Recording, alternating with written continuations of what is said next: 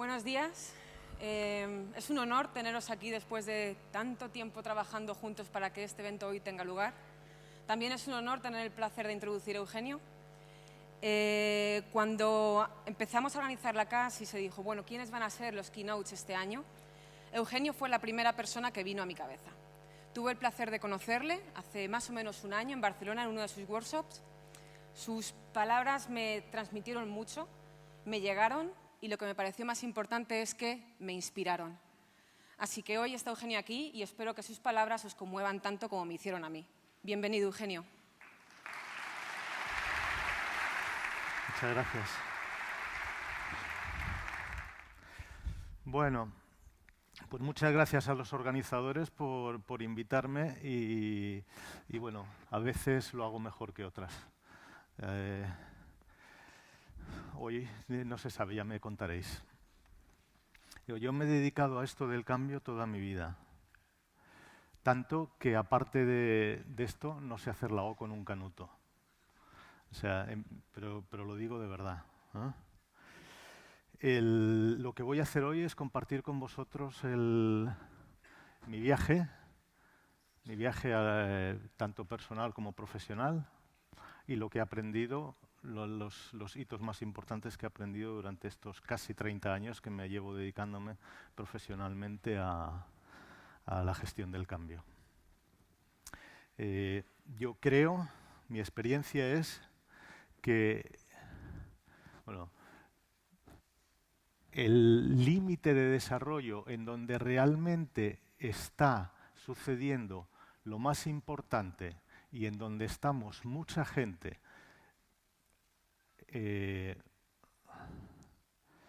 intentando aprender y atrevernos a dar el salto sin realmente llegar a darlo, porque es muy difícil, pero estamos ahí en el umbral, es aquí.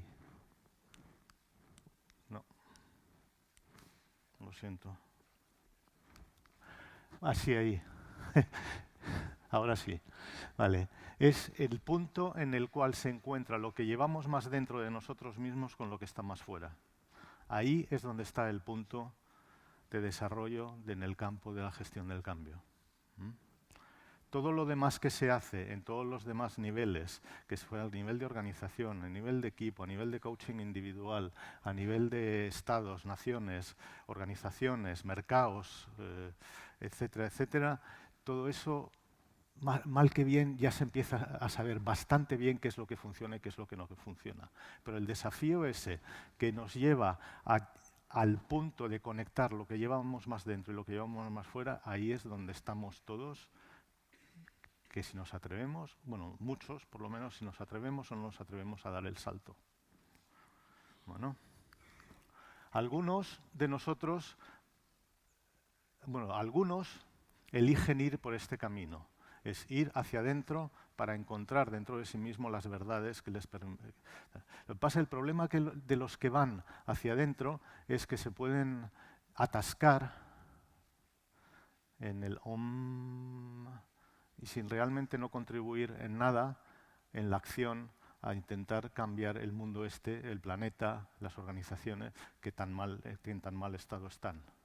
Hay otros, como yo, que elegimos ir en la otra dirección. El peligro que hay de ir en esta dirección es que estamos tan fuera de nosotros mismos que en algún momento perdemos totalmente la conexión de quiénes somos, de nuestra esencia. Entonces, mi viaje ha sido en esa dirección. Hasta que llegué, voy a contarlo antes de cuál fue el viaje. Desde pequeñito,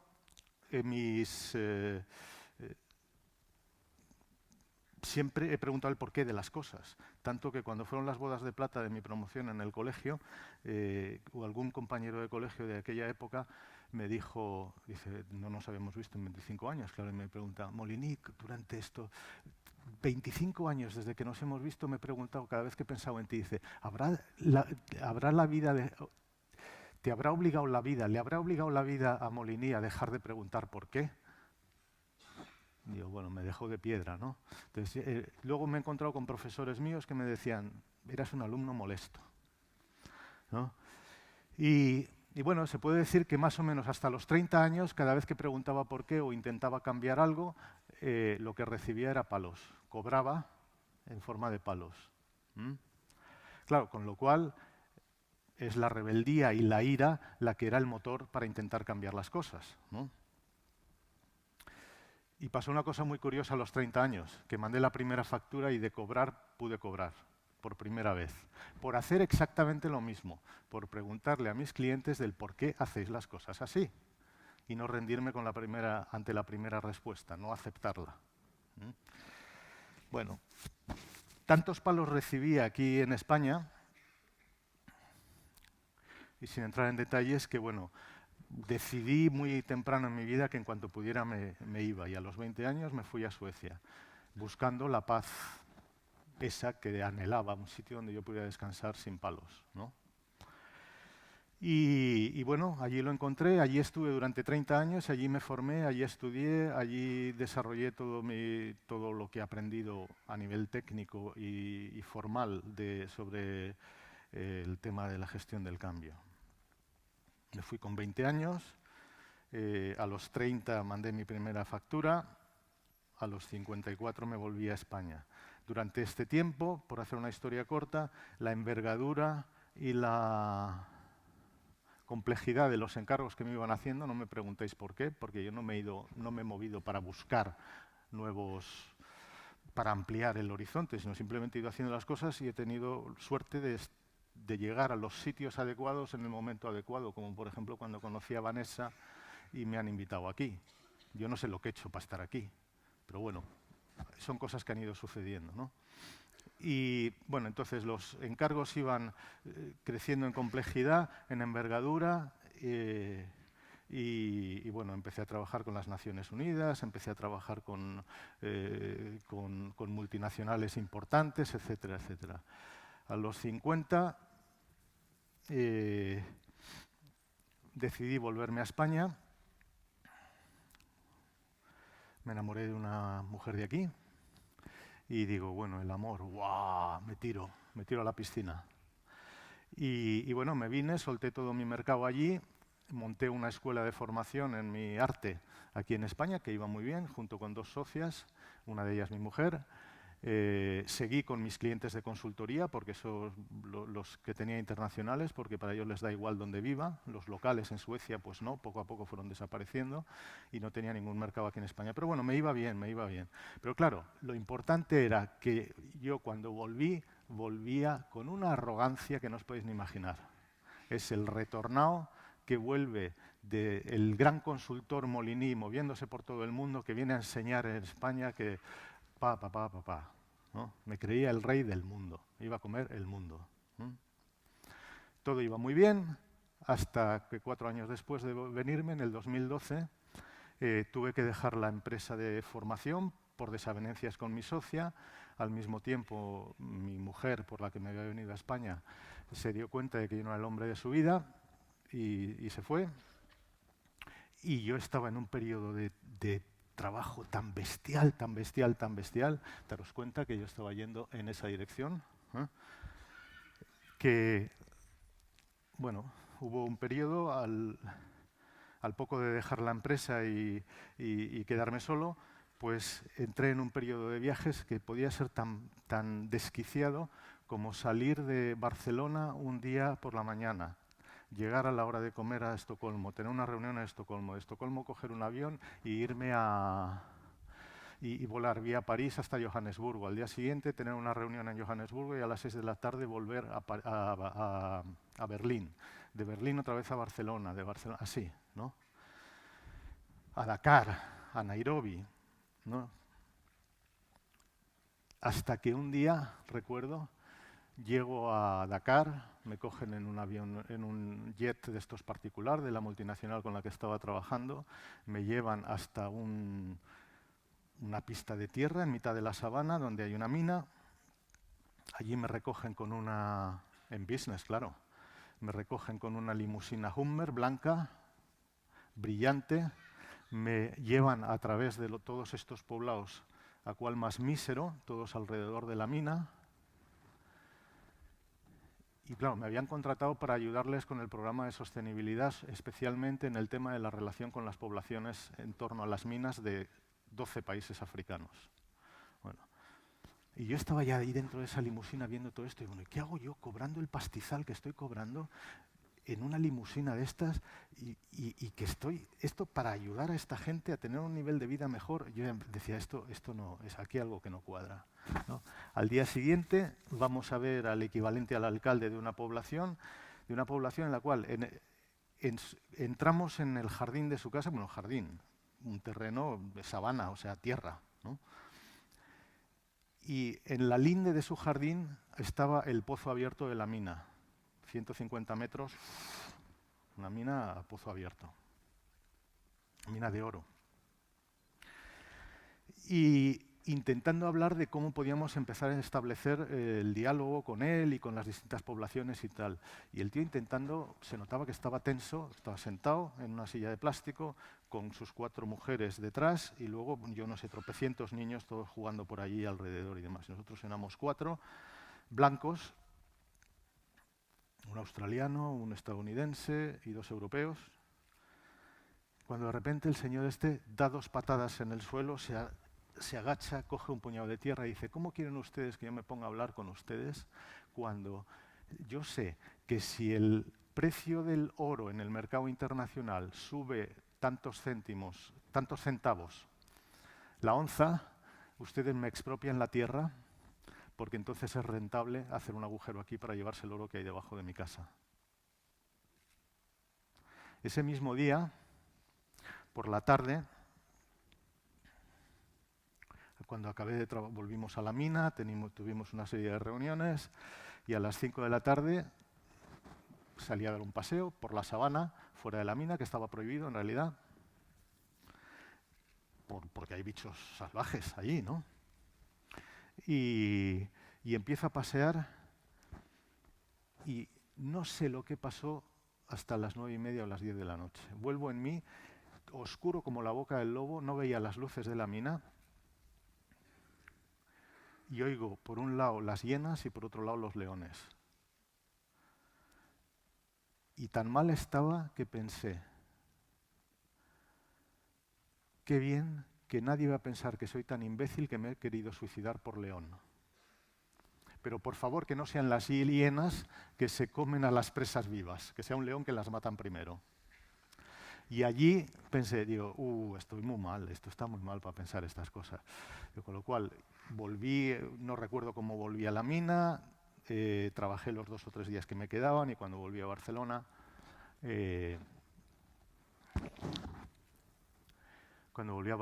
llamé a un amigo que era psiquiatra, fui a verle y me dice, estás tan mal que te tengo que ingresar.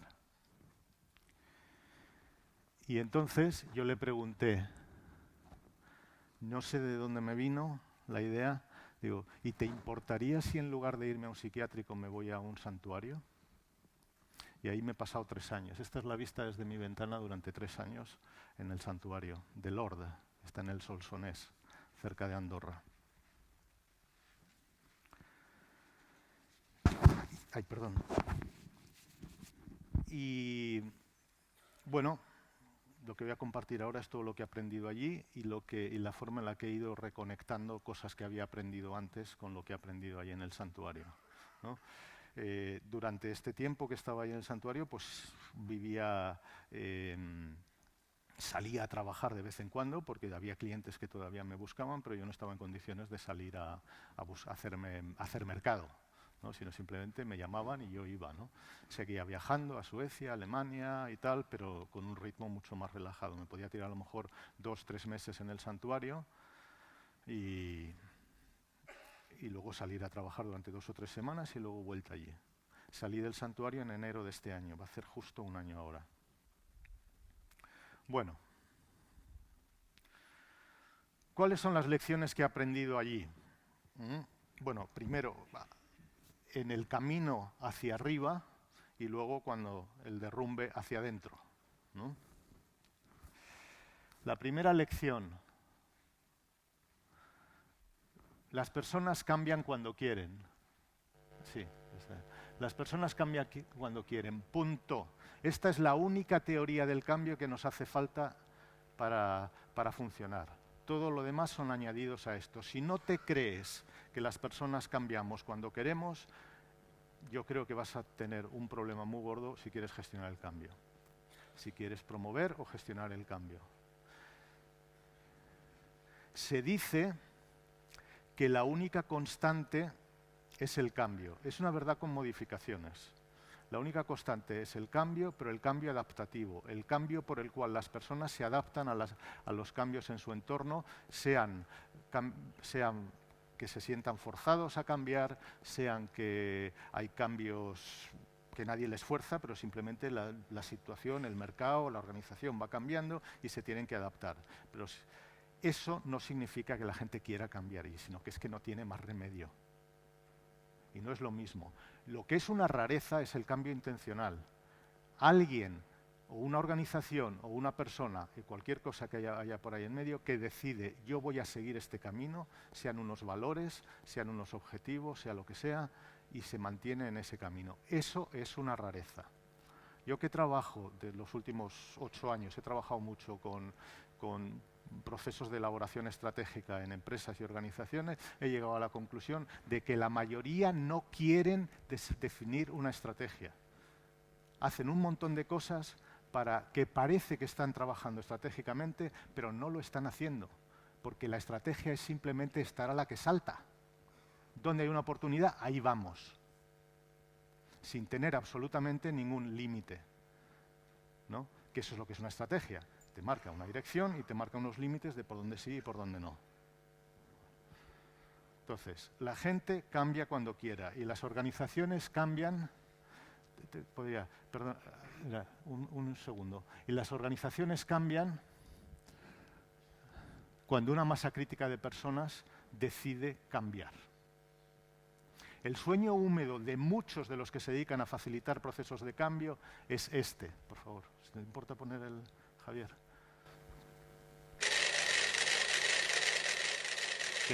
Es esto, que las personas entren en la reunión o en el proceso participativo, en el proceso de cambio, así, y que acaben como acaba el vídeo. Un poquito de tensión, ¿no? A ver qué va a pasar, a ver qué va a pasar. Eso es lo que es facilitar un proceso de cambio. ¿Qué va a pasar? ¿Qué va a pasar? ¿Qué va a pasar? Lo que pasa es que la mayoría de los que se dedican a la gestión... ¡Ay, qué ha pasado! No me digas. ¡Ay! Bueno, esto también pasa a veces. Dice que de repente te quedas solo. Bueno, pues nada. Déjalo, quítalo. Bueno, el caso es que lo que pasa ahí es que todos acaban sincronizados. Tardan 1,5 minutos en sincronizarse. Y el sueño húmedo de la mayoría de la gente que se dedica a la gestión del cambio es precisamente eso, que todo el mundo se alinee y vaya al unísono. La pregunta que yo hago a muchos con los que superviso, gestores del cambio y promotores de procesos de cambio, a los que superviso, cuando salen de una reunión les pregunto, ¿y qué tal fue? Y me dicen, bien. ¿Y bien qué significa? Así que todos estaban contentos y aceptaron. Y yo digo, malo. Malo, malo, porque en el momento que sales de una reunión en la que todo el mundo está de acuerdo, en el momento que eso significa que faltaba algo en esa reunión. Y la resistencia, las voces que no estaban representadas ahí dentro son las que te vas a encontrar cuando vayas fuera a implementar el cambio. Entonces, algo te faltaba ahí, ¿no? O sea, las reuniones de aleluya no cambian nada, sino solamente son un chute. Bueno. Entonces, para que una organización cambie, tienes que creerte que las personas se autorregulan. Y se autorregulan, nos autorregulamos siempre. Significa que siempre hacemos lo que queremos. Y si no, resistimos, que también es lo que queremos. Por lo tanto, quita lo que sobra para que la gente realmente pueda expresar su ser verdadero, brillar con luz propia, y cambien si quieren. Ya está. Bueno, esta es la primera lección. Quitar lo que sobra, sí, y a veces el que sobra eres tú. A veces el que sobra soy yo. Entonces hay que aprender también a quitarse de en medio, ¿no? Bueno, lección número 1, y la más importante. La gente cambia cuando quiere, porque quiere. Ahora. La siguiente lección, el desarrollo va desde los sistemas bien definidos y estructurados, como puede ser en las organizaciones, con una estructura jerárquica que no es necesariamente que sea autoritaria, y que está claro qué es lo que está dentro y lo que está fuera de la organización, va en la dirección de los sistemas difusos y enredados, es decir, las redes. A lo largo de mi carrera, yo lo que he visto de inicialmente empezar con procesos de cambio a nivel individual, coaching, luego con equipos, luego con departamentos enteros, trabajar con organizaciones enteras, y más o menos hará unos 12 años empecé a recibir encargos de trabajar con cambio en el interfaz entre una organización y su entorno. ¿Cuál fue mi sorpresa al darme cuenta de que todos, digo todos, absolutamente todos mis clientes, y hoy en día todavía, la posición inicial es que su entorno es parte de la organización y lo tratan como si fueran empleados? Y da igual que sea un ayuntamiento hacia los vecinos, el ayuntamiento se cree que los vecinos son parte del ayuntamiento como organización. O esta multinacional minera de la que hablaba, que trataba a todos los poblados de su alrededor como si fuera gente de dentro de la organización. No, no es así. Si queremos realmente avanzar en la dirección de ser ciudadanos del mundo, tanto a nivel individual como a nivel organizacional, dar el salto de la responsabilidad social corporativa a la ciudadanía corporativa, y estamos muy lejos de eso, tenemos que aceptar que yo como organización, sea lo grande que sea, tengo la misma autonomía y el mismo derecho a decidir sobre mí mismo que el alcalde de ese pueblín. Por lo tanto, las relaciones entre iguales, aunque de hecho uno tenga más poder que otro. Eso te lleva a un sistema difuso y enredado, es decir, a una red, ¿no? A la organización en red. He trabajado con joint ventures entre, por ejemplo, varias organizaciones de varias empresas de vuestro ramo, en el que no han sido capaces de dar el salto a ver a los demás como si fueran a las demás empresas que querían montar una joint venture como entidades autónomas que tenían el mismo derecho a poner sus condiciones, sino siempre se trataba de negociaciones, a ver quién intenta engañar al otro mejor, a ver quién intenta sacar más tajada, siempre desde el miedo, del control que un sistema definido y estructurado implica. Bueno, yo voy muy mal de tiempo.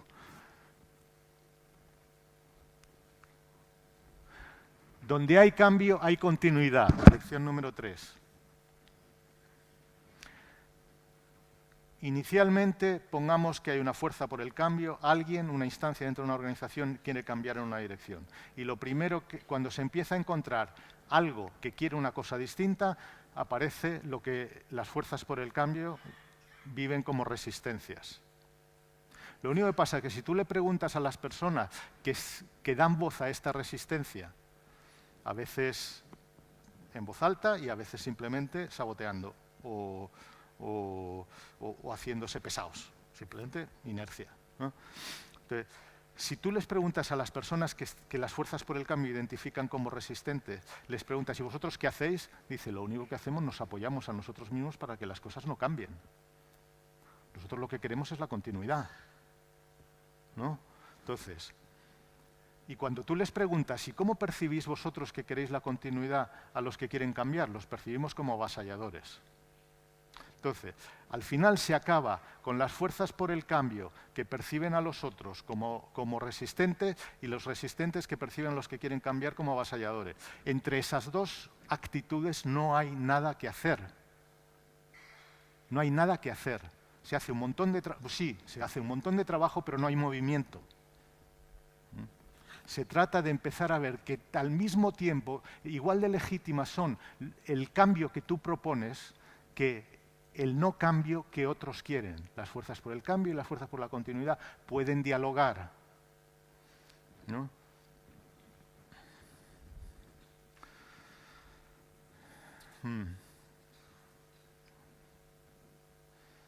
Esto es importante también por un aspecto más. Si quieres promover el cambio en un sitio, te hace falta fricción. Si no tienes fricción contra el suelo, no te mueves, lo único que haces es patinar, ¿no? Hace falta la fricción. Y la fricción es lo que tú identificas como resistencia. Si tú lo identificas como resistencia, lo verás en plan confrontativo. Si tú lo identificas como la fricción que me hace falta para poder llegar a algún sitio, verás que es lo que te hace falta rodar.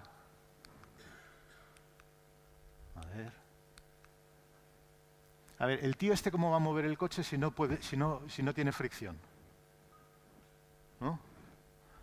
Luego, claro, alguien le puede poner el freno de mano al coche, ¿no? Pues entonces lo único que pasa es que le hace falta o más fricción o que tiene que dejar de empujar para ver qué es lo que pasa, quién ha puesto el freno de mano, meterse ahí y quitar el freno de mano, hablar con el que ha puesto el freno de mano, ¿no? Pero de nada de eso le servirá si no tiene fricción, y la fricción es la fuerza. Y este igual, ¿cómo se va a mantener en la carretera si no tiene fricción?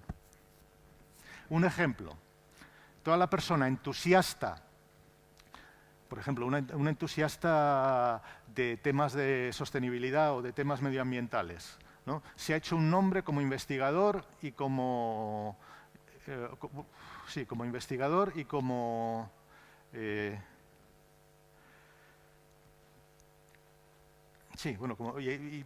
como investigador y medio activista, ¿no? O sea, alguien conocido que promueve esto, ¿no? Y de repente le llama a una multinacional y le dice, oye tú, que sabemos que eres muy bueno en esto, queremos contratarte para que nos abra el programa de sostenibilidad y demás. Te damos un presupuesto de tanto y tienes 3 meses para entrevistar a cualquiera de la organización, para dentro de 3 meses vienes al equipo directivo y nos presentas tu propuesta, ¿vale?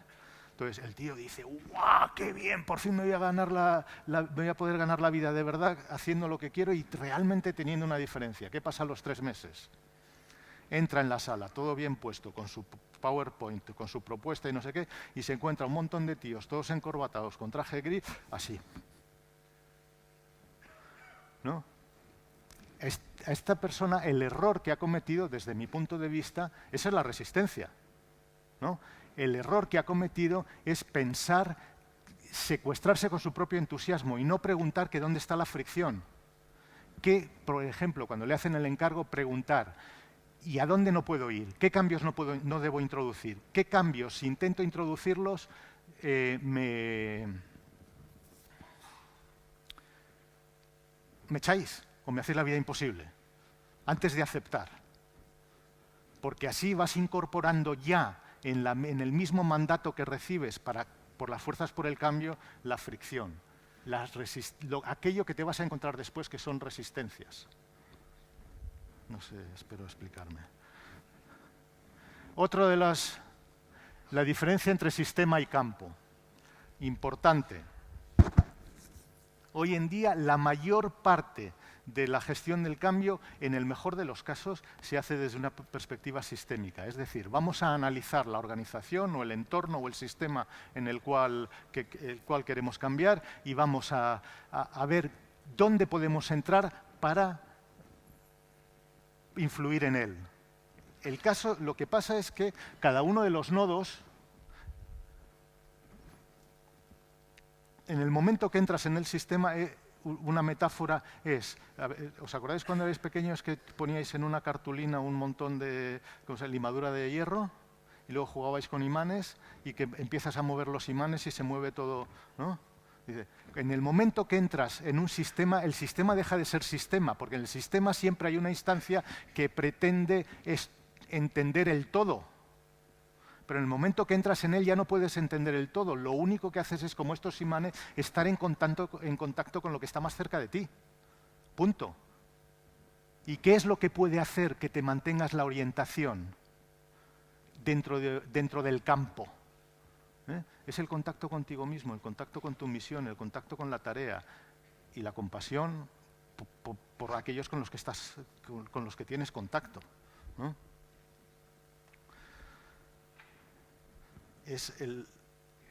Yo es que, mira, da tanto miedo a la mayoría de los agentes de cambio a entrar realmente en el campo, ¿no? Que una de las cosas más típicas es que hacer la parálisis por análisis, ¿no? O sea, yo recuerdo en la multinacional esta, al final, cada vez que yo decía, bueno, vamos a ponernos a hablar con la gente, dice, no, nos hace falta hacer un análisis más. Y traían al Boston Consulting Group o cualquiera de estos que son fantásticos utilizando un software que ¡wow! Te ve todas las conexiones entre unos, cómo se van moviendo, cómo no sé qué y tal. Pero no vale para nada, porque llega un día que tienes que entrar y tienes que ponerte en relación con la gente. Y entonces ya has perdido completamente la noción de cuál es el sistema. Bueno, perdón, no digo que no valga para nada, pero no vale en la acción. Cuando estás ahí dentro no vale. Sí vale, ¿no? Y además es precioso. Bueno.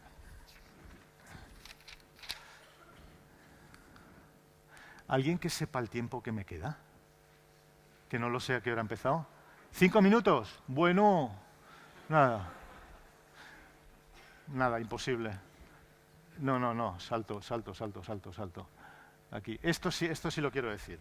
Bueno, la profesión no es lo mismo que vocación.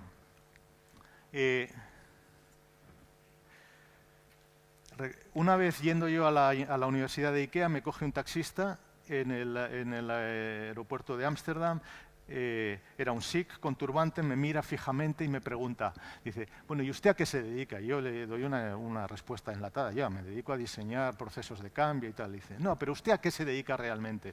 Digo, bueno, pues no sé, a promover el cambio en organizaciones y tal. Dice, no, pero en realidad, ¿qué es lo que le pone a usted cuando las cosas van bien? Y digo, hombre, pues cuando consigo ver que hay gente de distintos intereses, perspectivas, profesiones, etcétera, etcétera, que pueden trabajar juntos en paz. Y me dice, anda, somos colegas. Digo, ¿cómo que somos colegas? Y me dice, sí, yo también estoy en el negocio de la paz, porque cada vez que veo a un ejecutivo estresado como usted entrar en mi taxi, lo primero que me pregunto es cómo le puedo dar 5 minutos de paz en el taxi, ¿no? Este fue el primero que me hizo, dice, aquí hay algo que no he entendido yo, la diferencia entre profesión y vocación. Por eso, muchos de vosotros tengo entendido que os dedicáis a temas de tecnología y demás. Para mí, desde mi perspectiva, la tecnología no puede ser una vocación. Tiene que ser una profesión. Es un medio a través del cual puedes ejercer tu vocación. ¿Y cuál es tu vocación? Bueno.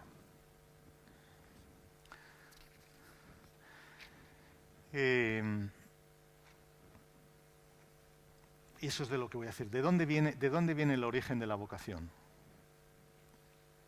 Allí, en el santuario, cuando se vio claro que ese no era mi sitio, que yo tenía que salir al mundo otra vez, me puse a pensar qué es lo que tienen en común todas las personas interesantes que he conocido a lo largo de mi carrera. Y tenían una cosa en común. Todas tenían una pasión importantísima por transformar el mundo que les rodeaba, fuera su organización, fuera su barrio, fuera el mundo mundial, el planeta, y todas sufrían a causa de esas, se hacían daño a sí mismas y el mundo les hacía daño y hacían daños a otros. Y me puse a pensar, ¿cómo puedo ayudar yo a esta gente? Digo, ¿cómo puedo ayudar yo a esta gente que va por la vida ofreciendo su perla, lo mejor que tienen de sí mismo, y hacen tanto daño a los demás y al mismo tiempo se hacen daño a sí mismo? Y esto es el modelo al que llegué. Inicialmente todos, cuando nacemos al principio de nuestra vida, tenemos estos valores. Nuestra vida tiene sentido,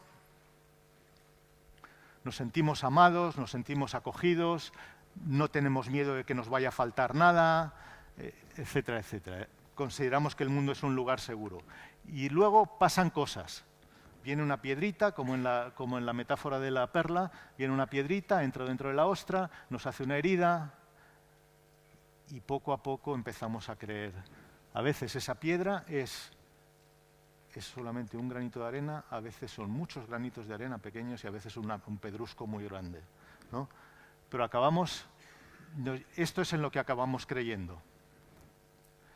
El mundo no tiene sentido, estoy solo, no me quiere nadie, estoy abandonado, me siento humillado, no hay suficiente para mí, tengo que acumular riqueza porque me va a faltar, hay que sobrevivir, el mundo es una jungla y hay que ganarse, tal, ¿no?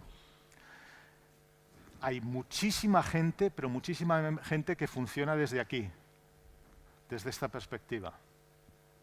Y la mayoría de las resistencias que nos encontramos a la hora de intentar cambiar el mundo vienen de aquí, de estos miedos. La gente se aferra a sus miedos, porque además no son ni conscientes de ellos. Los que queremos realmente influir en el mundo tenemos que dar un paso más. Y el paso es sentir pasión, proyectar en el mundo aquello que nosotros necesitamos. Proyectar en el mundo lo que nosotros necesitamos y hacerlo, porque a sabiendas de que si yo lo necesito, habrá más gente que lo necesita. Hay un acto de altruismo, mientras que aquí, en lo que llegamos a creer, lo único que queremos es sacarnos las castañas del fuego a nosotros, lo que nos ha llegado a apasionar, hay un elemento de altruismo ya. Lo que yo necesito lo necesitarán otros. Lo que pasa es que nos podemos equivocar, ¿no? Ese es otro tema que, si tuviera más tiempo, podríamos entrar. Entonces, busco el sentido de la vida, del trabajo, de lo que sea. Busco mi vocación, busco total.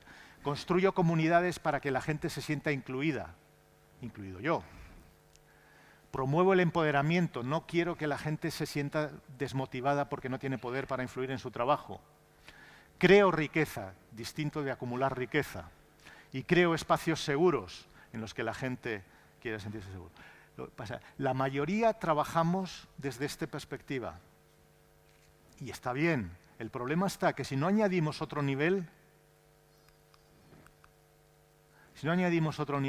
el peligro es que en el momento en el que nos encontramos resistencias aquí, se ponen en marcha nuestros miedos. Y nos volvemos como los demás. Tenemos que machacar. La única forma es machacar. Desde aquí, para tener razón, para que no nos quieren, porque no lo que sea, porque no nos vamos a quedar sin el sustento o lo que sea. No basta desde aquí. Hay que trabajar para... ¿2 minutos? Vale. Hay que trabajar para dar el paso ese. No basta trabajar solamente, promover el cambio desde la pasión, sino hay que añadir la compasión. Y para eso... se trata de ser el cambio. Vaya, pues no quiere. Sí, ser el cambio que uno quiere ver en el mundo, lo que decía Gandhi.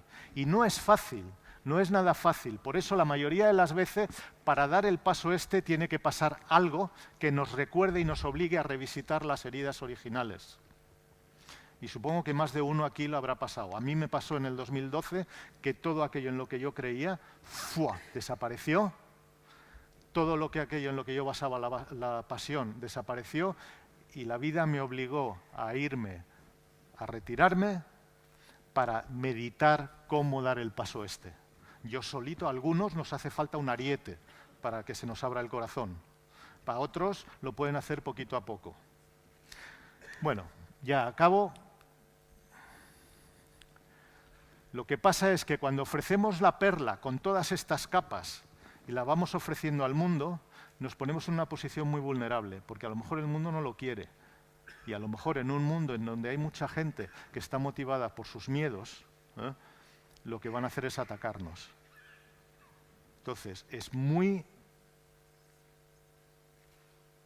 requiere mucho valor el ofrecer la perla al mundo y esperar ahí, aunque te ataquen. No defenderte, no devolverla, por lo menos. Para eso es por lo que yo al salir del santuario he puesto en marcha esta iniciativa. Es una red, GATE se llama Global Agents of Intentional Transformation, el gremio de agentes de transformación, perdón, se me había olvidado que estaba en castellano. Gremio de agentes de transformación con una tarea solamente, apoyarnos unos a otros a sostener la perla, a promover el cambio con pasión y compasión. A aumentar el impacto de nuestras intervenciones, disminuyendo al mismo tiempo el dolor que causamos a los demás y a nosotros mismos. Da igual que sean consultores internos, consultores externos, que sean jefes, directores, políticos, lo que sea. Esto es una red abierta en la que no cuesta nada, el que quiera conectarse se conecta. Bueno, ya no me da tiempo a entrar en esto. Y hay un elemento más que son las comuniredes troyanas. Comuniredes se llaman, son como una especie de círculo. Comuniredes porque queremos crear el calorcito de la comunidad con la intensidad del contacto y de la pasión de la red. Estos son círculos de personas que trabajan casi todos internos en sus organizaciones y que si se sabe que tienen otra agenda, sea vocacional o sea lo que sea, otra agenda que la que le dicen sus jefes, se la juegan.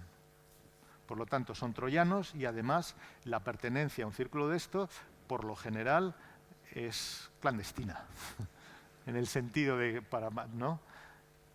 Entonces, a estos círculos se accede solamente llamando a la puerta a alguien que intuyas que está en uno de esos, o llamándome a mí, o montando uno tú, y buscando apoyo para hacerlo. Y esto es completamente gratis.